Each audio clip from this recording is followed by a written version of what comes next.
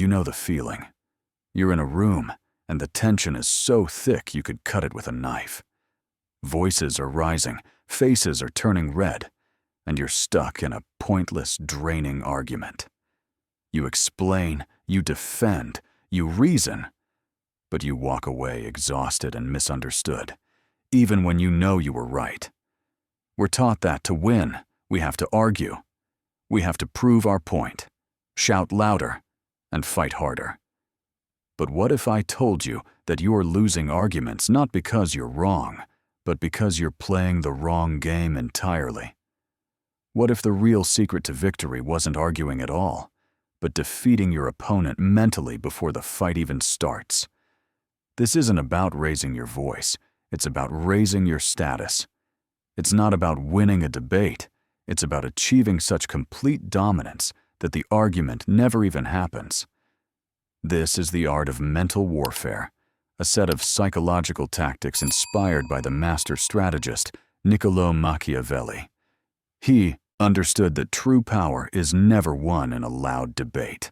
It's taken in quiet, calculated moves. Forget what you know about arguing. In this video, we're going to dissect 9 Machiavellian tricks that will teach you how to claim victory without ever raising your voice. This is how you win. Before we dive in, you have to understand a core principle.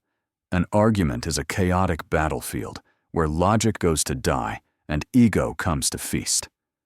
The moment you start arguing, you put yourself on equal footing with your opponent, validating their position just by engaging with it. A master strategist refuses to enter that arena. Instead, they control the environment, the perception, and the minds of their enemies long before any conflict begins. The goal isn't to be right, it's to be untouchable. Now, let's get into the 9 tactics to make that happen. Number 1, control your availability like a king. In a world of instant replies and constant connection, the most powerful move you can make is to become strategically scarce. Machiavelli knew that what is always available is never valued, but what is rare is seen as powerful. Think about it. A king doesn't show up to every meeting. He's not available for every little chat. His presence is an event, and his absence creates a power vacuum that makes other people show their hand. Your enemies and rivals thrive on access. They study your reactions, learn your triggers, and map out your mind through constant contact. When you're always available, you become predictable. And a predictable opponent is an opponent who has already lost.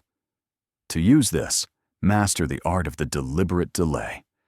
When someone provokes you with a text or email, don't reply right away. Let time pass. This isn't about ignoring people. It's a calculated move to show who's in control. Your silence makes their certainty crumble. They'll reread their own message, question their strategy, and fill the void with their own anxiety. They'll wonder if you're offended if you're plotting, or worse, if you just don't see them as important enough for a quick response. By the time you do reply, you're not reacting to them. They are now reacting to your timing.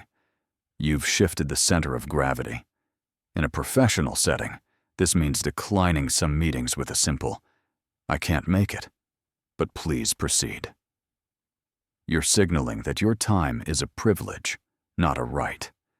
Your presence becomes more valuable, and your words carry more weight because you don't give them away freely. You stop being a pawn in everyone else's agenda and become the master of your own.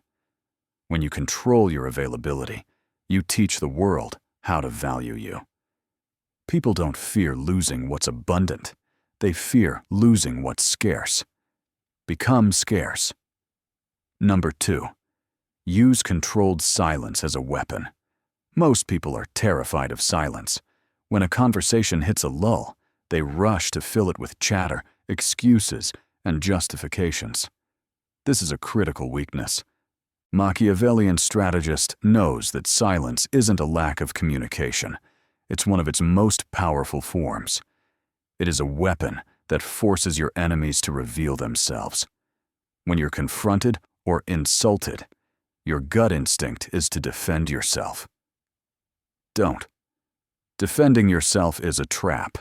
It tells them you think their accusation has merit and that you care about their opinion. Instead, say nothing. Hold their gaze. Stay perfectly calm. This controlled, unwavering silence does a few things at once. First, it short-circuits their attack. An argument needs two people. When you refuse to play your part, the aggressor is left standing alone with their hostility on full display. Their momentum dies. Second, it creates intense psychological pressure. Your opponent expected a reaction: anger, fear, anything. By giving them nothing, you become an unreadable puzzle. Their mind will race. Are they angry? Am I in trouble? Why won't they say anything? They're no longer focused on their attack. They're focused on trying to figure you out. This is when they start to talk. They'll try to fill the silence, and in doing so, they'll over-explain, reveal their motives, and expose their insecurities. They are handing you all the ammunition you need. A colleague accuses you of undermining them. Instead of a heated denial, you just look at them, hold a calm silence for a few seconds, and then ask a simple, quiet question. Why would you think that? You haven't defended yourself. You've turned the spotlight back on them, forcing them to justify their own paranoia. Silence is a declaration of power. It says, your words can't move me.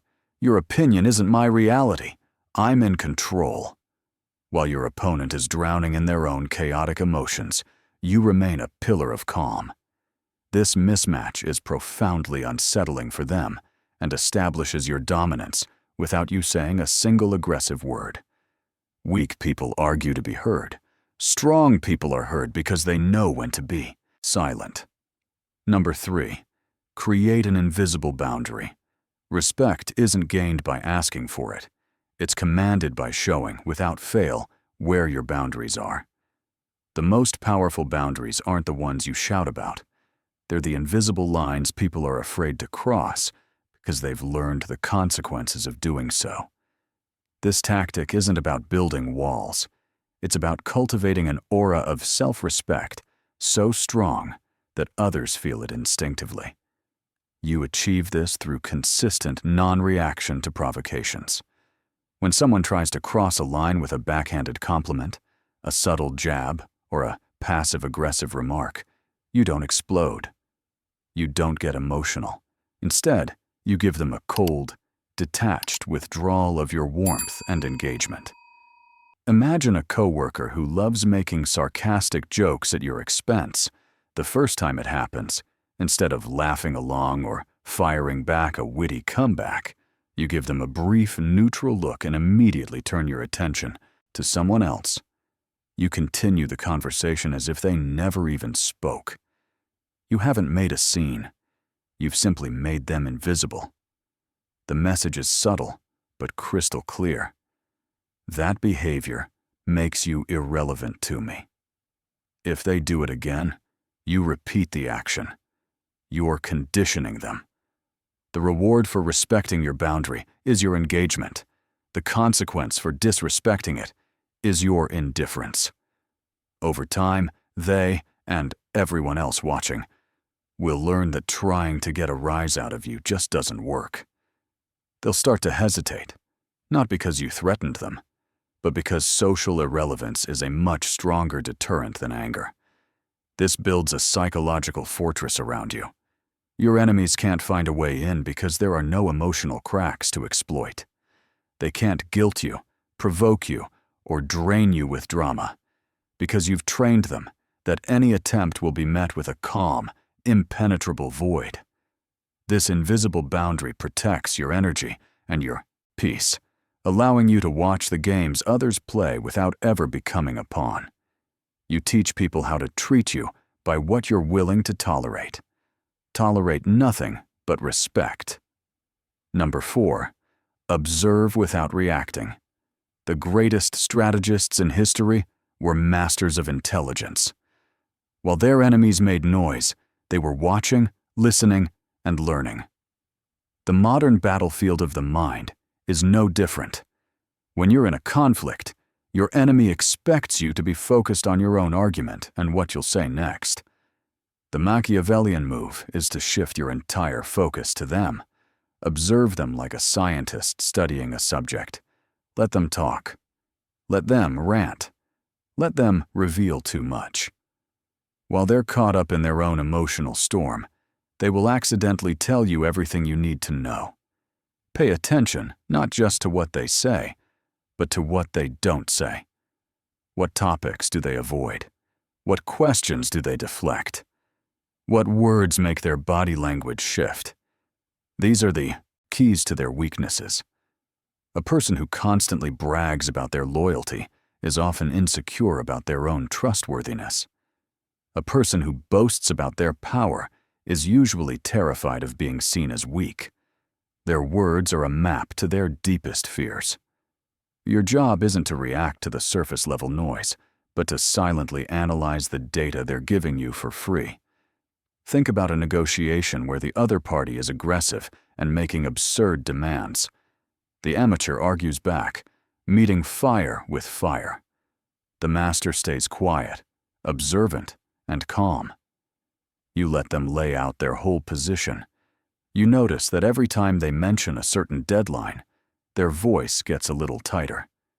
You've just found their pressure point. They aren't as powerful as they're pretending to be. They're desperate to close the deal by a certain date. You gained this critical intel not by arguing, but by observing. When you finally speak, you don't address their aggressive demands. You speak with the quiet confidence of someone who knows their hidden weakness. You might say, "It seems like time is a critical factor here. Let's talk about what a realistic timeline looks like." You've completely disarmed them by showing them you see right through their act. By observing without reacting, you let your enemies defeat themselves. They empty their arsenal while you save your energy. They reveal their strategy while yours stays hidden. As Machiavelli knew, you should only act boldly after your opponent has exposed their weaknesses. Let them think they're winning the argument, while you're winning the war. Number 5. Appear weaker to attract disclosure. One of Machiavelli's most ruthless and counterintuitive ideas is the strategic use of feigned weakness. In a world obsessed with projecting strength, the master of mental warfare knows that appearing harmless can be your most devastating weapon. When your enemies see you as weak, non-threatening, or even a bit incompetent, they let their guard down. They get arrogant. And in their arrogance, they will teach you exactly how to defeat them. This isn't about being a doormat. It's a calculated performance. You adopt a posture of humility and curiosity. You ask for their advice. You admit to not understanding something. You might say, "I'm struggling to see how this part of the plan works. Could you walk me through your thinking?" To your enemy, this sounds like you're admitting ignorance. They'll feel a surge of superiority. Eager to show off their brilliance, they will lay out their entire strategy, their methods, and their goals. They think they're teaching a subordinate. In reality, they're handing their playbook to their executioner. Imagine you're new in a competitive office. Instead of trying to prove you're the smartest person in the room, you play the part of the eager learner. You go up to a senior colleague, a known political operator, and say, "You navigate this place so well. I'm still trying to figure out who the key decision makers are. Any advice?" Blinded by ego, this person will likely give you a detailed map of the office power dynamics, including who to watch out for and where the political landmines are. They think they're mentoring a novice and gaining a loyal follower. But you're gathering intelligence that would have taken you months to get on your own. You're learning their methods, their alliances, and their vulnerabilities, all while they think they're in control. Of course, appearing weak can sometimes invite real attacks. That's why this tactic has to be used with precision. It's a temporary mask, not a permanent identity. Once you have the information you need, the facade drops. Your enemy will be stunned by your sudden competence and strategic insight, never realizing they were the ones who armed you. As Machiavelli advised, a leader must be both a lion and a fox, strong enough to fight off wolves, but clever enough to spot a trap. By playing the fox first, you ensure that when you finally unleash the lion, your victory is swift and certain. Number 6, mirror and match, then mismatch. This is a deep psychological tactic that aligns perfectly with the Machiavellian art of influence. It's a two-step move designed to build subconscious trust and then shatter it to create confusion and seize dominance. First, you mirror. Subtly, you start to mirror your opponent's body language, their speech patterns, even their breathing. If they lean forward, you lean forward a few moments later. If they speak slowly, you match their pace. This isn't obvious mimicry, it's a subtle dance. On a deep unconscious level, their brain registers you as being like them. This creates a powerful, unspoken bond of trust. Their defenses naturally come down because we instinctively trust people who feel familiar. This is the rapport phase. You're lulling them into a state of comfort. They feel understood and safe. This is where most communication advice stops, but it's where Machiavellian strategy begins. The second step is the mismatch. Once you've established strong rapport, you deliberately break it. At a key moment, maybe when they're making a crucial point or trying to assert their authority, you abruptly change your physiology. If you were leaning in, you lean back. If your posture was open, you cross your arms. If you were matching their slow speech, you suddenly speak with quick, sharp precision. The effect is jarring and deeply unsettling on a subconscious level. Their brain, which had settled into a comfortable rhythm with you, is suddenly thrown into a state of confusion and insecurity. Their train of thought will falter. Their argument will lose its emotional force. Imagine you're in a tense negotiation. You've spent 10 minutes mirroring your counterpart, their calm tone, their relaxed posture. They feel like you're on the same team. Then, as they make their final, non-negotiable offer, you suddenly sit bolt upright. Your expression turns cold, and your voice becomes firm and decisive. You say, "That won't work." The sudden shift in your demeanor has a far greater impact than just your words. It shatters the comfortable frame you built and asserts your dominance. You've used their own subconscious mind against them, first by building a bridge of trust, and then by strategically burning it to seize control. Number 7, divide and conquer. Leverage needs. No enemy stands alone. They're part of a network, a team, a social circle, a support system. An amateur attacks the enemy head-on. A master dismantles their foundation. Machiavelli knew that power is often held together by weak links, and the most efficient way to defeat an opponent is to isolate them. Your first step is observation. Identify the key relationships in your enemy's camp. Who do they rely on? Who gives them validation? Who are their lieutenants? Then, look for the cracks. Is there jealousy between two of their allies? Is one of them feeling underappreciated? Is there a hidden rivalry? These are your entry points. You don't spread malicious gossip. That's crude and can backfire. Instead, you use strategic praise and attention. You single out one of your enemy's key allies for public recognition. You might say in a group, "Sarah, your work on that last project was brilliant. You really carried the team." You're not attacking your enemy, John. You're just highlighting Sarah's contribution. But the seed of division is planted. John might feel slighted. Sarah might start to feel she deserves more credit. You're subtly driving a wedge between them without looking aggressive. The second part of this tactic is to leverage their needs.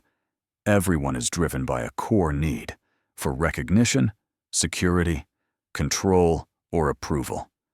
Once you identify your enemy's primary need, you can use it to manipulate them. If your rival is desperately hungry for credit, you can set a trap. Let them take the lead on a project you know is flawed or destined to fail. Give them just enough rope to hang themselves. As they rush to claim the spotlight, they'll walk right into the failure you saw coming. Their own need for recognition becomes the instrument of their downfall. You've defeated them without ever openly fighting them. This requires patience and a deep understanding of human psychology. It's recognizing that direct confrontation is costly. It's far more powerful to act as a quiet catalyst, creating the conditions for your enemy's support structure to crumble and for their own desires to lead them to ruin. You're not just taking a piece off the chessboard, you're turning their own pieces against them. Number 8. Show, don't tell. Arguments are a war of words, but words are cheap and easily dismissed. Actions, however, are undeniable. They are concrete proof of power, competence, and authority. Machiavelli understood that what people see will always trump what they hear. Therefore, the ultimate way to win is to make your case with deeds, not debate. When your competence is questioned, the instinct is to defend yourself with words. I'm a hard worker. I'm an expert. I'm a good leader. These statements are meaningless claims. A powerful person doesn't need to make them. Their results speak for themselves. Let's say a colleague publicly claims your strategy for a big project is too risky and will fail. You could waste an hour debating them, or you could say very little, execute your strategy flawlessly, and deliver results that blow all expectations out of the water. Your success is a more devastating rebuttal than any argument you could have made. It doesn't just prove your point, it proves your superiority. It silences not only your critic, but all future critics, because you've established a reputation for competence that is beyond dispute. This is about creating a halo effect. When you demonstrate excellence in one highly visible area, people will automatically assume you're competent in all other areas. Your one decisive action creates a powerful aura of authority that makes future arguments unnecessary.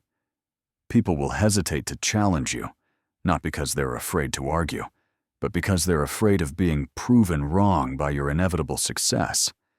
Stop trying to win arguments. Start winning at what you do. If someone says you're not a leader, don't argue. Lead a team to a huge victory. If someone says your ideas are worthless, don't debate. Turn your idea into a tangible, successful reality. Your actions become your argument. Your success becomes your verdict. While others are busy talking, you're silently doing. In the end, reality is the only judge that matters. Let your enemies win the little battle of words. You'll be busy winning the war of results. Number 9. Be intellectually opaque and unreadable. In the game of power, the person who is an open book is the first one to be memorized and thrown away. Your true thoughts, intentions, and goals are your most valuable assets. Revealing them carelessly is like handing your enemy the blueprint for your own defeat. Machiavelli's final and most crucial tactic is to cultivate an aura of intellectual opacity. Be unreadable. Most people are desperate to be understood. They wear their emotions on their sleeves and broadcast their opinions. This makes them predictable and easy to control. The master strategist, however, knows that mystery is power. When people can't figure you out, they get cautious. They hesitate. They project their own fears and assumptions onto you, creating a fog of war that works to your advantage. To become opaque, you must first master your own tongue. Speak with intention, not impulse. When asked for your opinion, give a measured, non-committal response. Instead of saying, "I think this is a terrible idea," say, "That's an interesting perspective. I'd need to see more data before forming a strong opinion." You've revealed nothing. but you appear thoughtful and analytical. Conceal your motives. Let people believe you're acting for one reason when you're truly acting for another. Machiavelli advised that a leader should appear compassionate and sincere, even if he is neither. This isn't about being fake, it's about managing perceptions. If your enemies think you're motivated by team harmony, they won't see the strategic, self-interested move you're about to make. Categorize the people around you. Are they levers, people you can use? Lenses, people you can learn from? Or liabilities, people who will drag you down? Adjust your level of openness accordingly. With liabilities, you reveal nothing. This unreadability makes you a terrifying opponent. People can't anticipate your next move, so they can't plan against you. They can't provoke you because they don't know your triggers. They are constantly off balance, reacting to the shadows you cast. They might call you cold or calculating. Let them. As Machiavelli noted, it is safer to be feared than loved, and nothing is more feared than that which cannot be understood. These 9 principles aren't about becoming a heartless manipulator. They're about understanding the hidden language of power that governs human interaction. They're about protecting your energy, commanding respect, and achieving your goals with intelligent strategy instead of brute force. This is the art of winning without ever joining the argument. If you're ready to stop being controlled by the opinions of others and start commanding the respect you deserve, then like this video and subscribe to this channel for more deep dives into the psychology of power. Now, I want you to make a declaration. In the comments below, write, "I choose respect over approval." Let this be the first step in your transformation. Which of these 9 tricks will you implement first? Share your thoughts below. The world wants you to argue. It wants you to be reactive, emotional, and predictable. It wants you to exhaust yourself in pointless battles of ego so that you remain weak and manageable. But you're not a pawn in someone else's game. You are the strategist, the king, the master of your own reality. By controlling your availability, you control your value. By using silence, you force others to expose themselves. By creating invisible boundaries, you teach the world to respect you. By observing, you gather the intelligence to strike with precision. By appearing weak, you disarm the arrogant. By mirroring and mismatching, you control the subconscious battlefield. By dividing your enemies, you dismantle their power.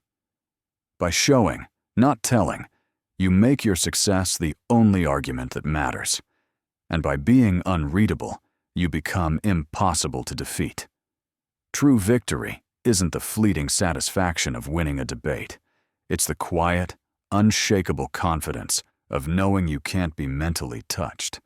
It's the freedom that comes from protecting your peace and focusing your energy on what truly matters: your purpose, your growth, and your inevitable success. Stop wasting your breath on arguments. Your enemies don't deserve your words. They deserve to be defeated by your superior strategy. That is how you win without ever raising your voice.